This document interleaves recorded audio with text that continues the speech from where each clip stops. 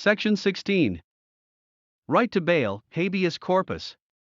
All prisoners shall be bailable by sufficient securities, unless for capital offences when the proof is evident or the presumption great, and the privilege of the writ of habeas corpus shall not be suspended unless when, in case of rebellion or invasion, the public safety may require it. The original language of this section, which has appeared largely unchanged in every constitution, is that of the equivalent provision in the Pennsylvania Constitution of 1790. The clause on bail states the English common law, which had a heavy influence on America even after independence. A similar provision on habeas corpus appears in the federal Constitution. Habeas corpus, another heritage of English law, serves as the legal method by which a prisoner challenges the authority of his or her custodian and thereby the validity of the statute or order upon which imprisonment is based. Section 17. Excessive bail or fine, or cruel punishment, prohibited. Excessive bail shall not be required, nor excessive fines imposed, nor cruel punishment inflicted. Except for making punishments singular in the current Constitution, the language of this provision, which was originally taken verbatim from the Pennsylvania Constitution of 1790, has remained the same in each of the four constitutions. The Eighth Amendment of the Federal Constitution and the English Bill of Rights contain almost identical words, except that and unusual precedes punishment. The delegates at the 1890 to 1891 convention rejected an amendment that would have added the words and unusual to Section 17. Section 18. Imprisonment for debt restricted. The person of a debtor, where there is not strong presumption of fraud, shall not be continued in prison after delivering up his estate for the benefit of his creditors in such manner as shall be prescribed by law. The same provision, taken from the Pennsylvania Constitution of 1790, has appeared in every constitution. 17th and 18th century Americans sometimes imprisoned delinquent debtors because imprisonment represented one of the few ways to protect creditors and because society regarded unpaid indebtedness as a sin. In the late 18th century, the emergence of new and better ways to protect creditors and a growing toleration of unpaid indebtedness prompted Americans to begin to abolish imprisonment for debt, a trend reflected by this provision. Pursuant to this provision, in 1796, the General Assembly enacted a statute that discharged debtors from jail once they had furnished the sheriff with a list of their assets, title to which vested in the sheriff, who was then empowered to sell them for the benefit of creditors. Section 19. Ex post facto law or law impairing contract forbidden, rules of construction for mineral deeds relating to coal extraction. 1. No ex post facto law, nor any law impairing the obligation of contracts, shall be enacted. 2. In any instrument heretofore or hereafter executed purporting to sever the surface and mineral estates, or to grant a mineral estate or to grant a right to extract minerals, which fails to state or describe in express and specific terms the method of coal extraction to be employed, or where said instrument contains language subordinating the surface estate to the mineral estate, it shall be held, in the absence of clear and convincing evidence to the contrary, that the intention of the parties to the instrument was that the coal be extracted only by the method or methods of commercial coal extraction commonly known to be in use in Kentucky in the area affected at the time the instrument was executed, and that the mineral estate be dominant to the surface estate for the purposes of coal extraction by only the method or methods of commercial coal extraction commonly known to be in use in Kentucky in the area affected at the time the instrument was executed. The first paragraph of this section appears in each of the previous three constitutions with slightly different wording, borrowed originally from the Pennsylvania Constitution of 1790. The framers of the current Constitution inserted the obligation of the language of the federal Constitution before contracts and changed made to enacted. The second paragraph was added by an amendment approved by the voters in November 1988.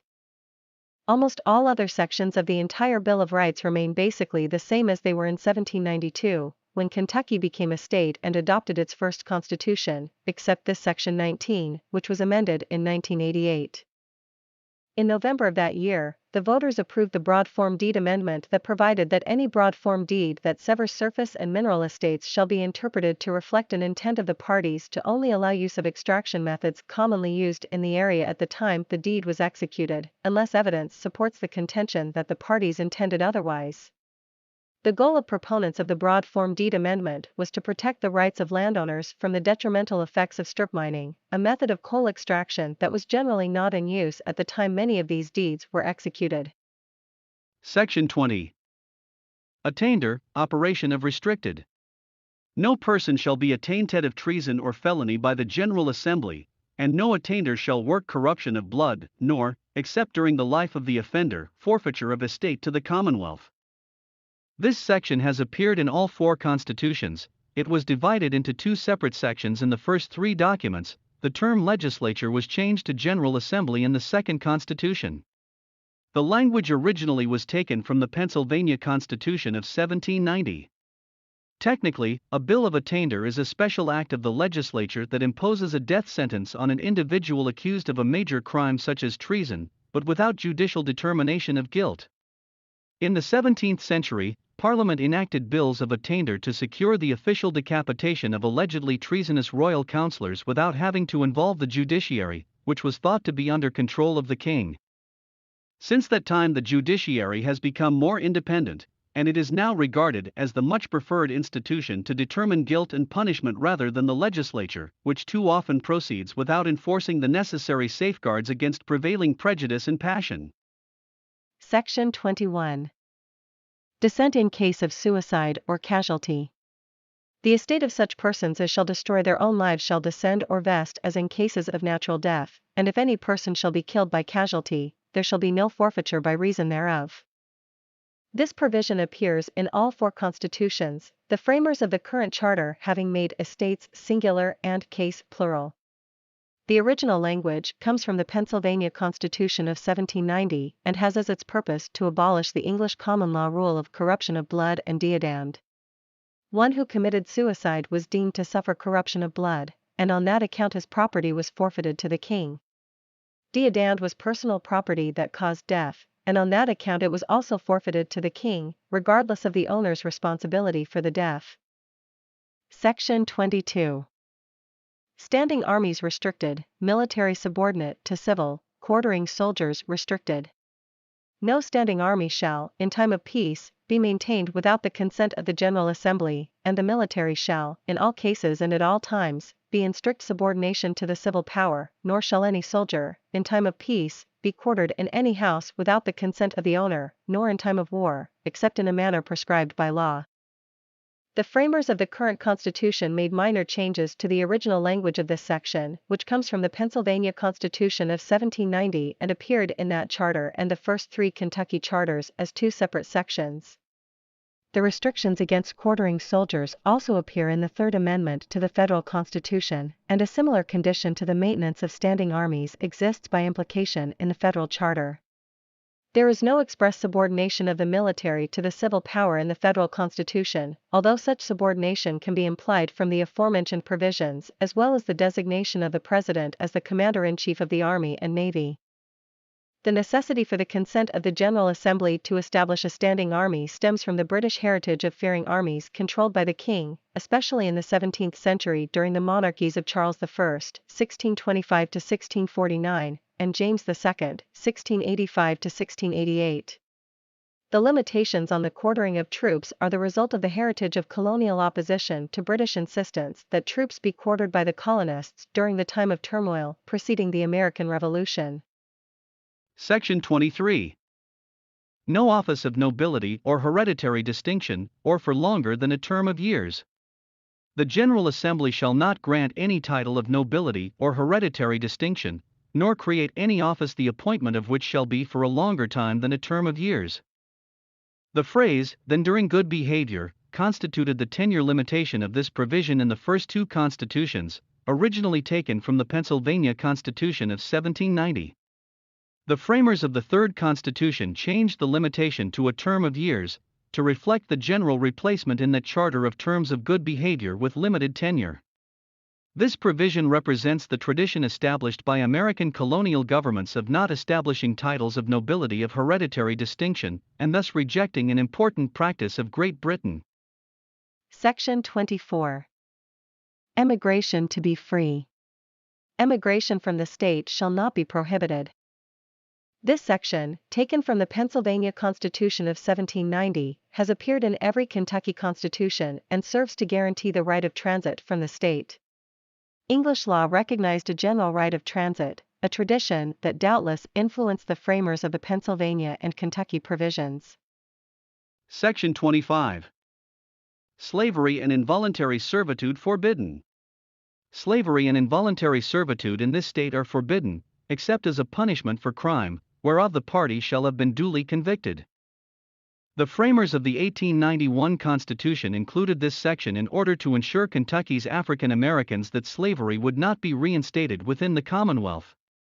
Some delegates feared that without this provision, blacks would oppose the Constitution.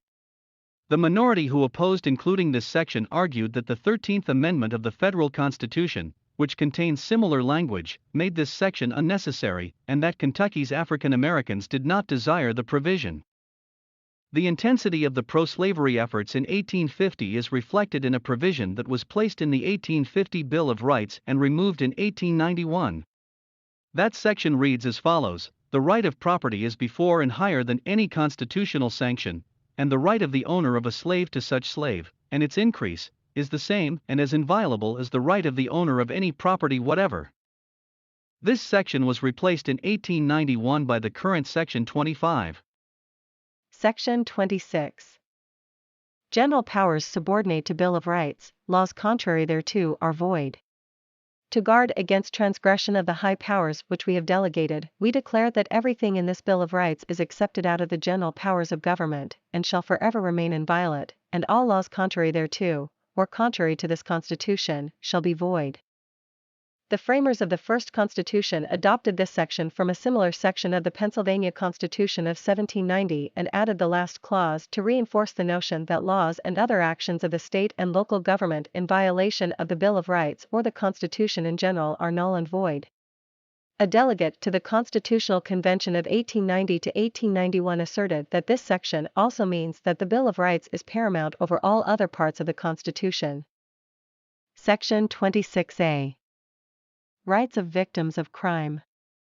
To secure for victims of criminal acts or public offenses justice and due process, and to ensure crime victims a meaningful role throughout the criminal and juvenile justice systems.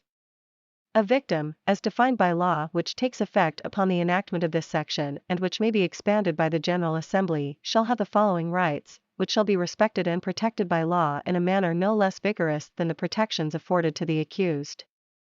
In the criminal and juvenile justice systems, victims shall have the reasonable right, upon request, to timely notice of all proceedings and to be heard in any proceeding involving a release, plea, sentencing, or in the consideration of any pardon, commutation of sentence, granting of a reprieve, or other matter involving the right of a victim other than grand jury proceedings. The right to be present at the trial and all other proceedings other than grand jury proceedings, on the same basis as the accused, the right to proceedings free from unreasonable delay, the right to consult with the attorney for the Commonwealth or the attorney's designee, the right to reasonable protection from the accused and those acting on behalf of the accused throughout the criminal and juvenile justice process. The right to timely notice, upon request, of release or escape of the accused, the right to have the safety of the victim and the victim's family considered in setting bail, determining whether to release the defendant, and setting conditions of release after arrest and conviction, the right to full restitution to be paid by the convicted or adjudicated party in a manner to be determined by the court, except that in the case of a juvenile offender, the court shall determine the amount and manner of paying the restitution taking into consideration the best interests of the juvenile offender and the victim. The right to fairness and due consideration of the crime victim's safety, dignity, and privacy, and the right to be informed of these enumerated rights, and shall have standing to assert these rights.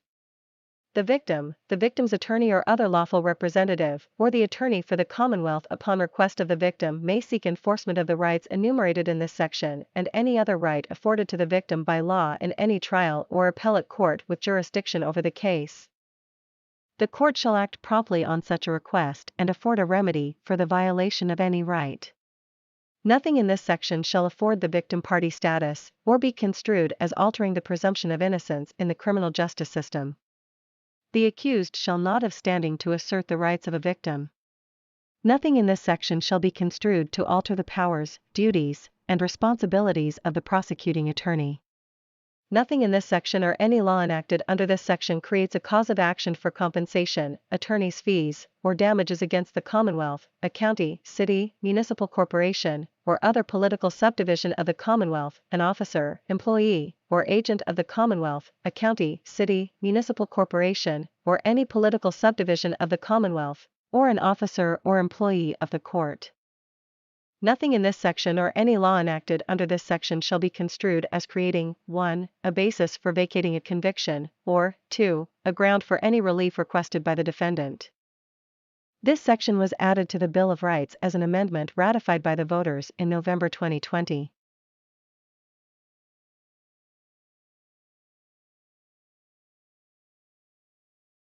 Thank you for viewing this history of the Kentucky Constitution. For more information, please see the following references. Citizen's Guide to the Kentucky Constitution by the Legislative Research Commission, available online. Or the book, The Kentucky State Constitution, by Robert M. Ireland, Oxford University Press.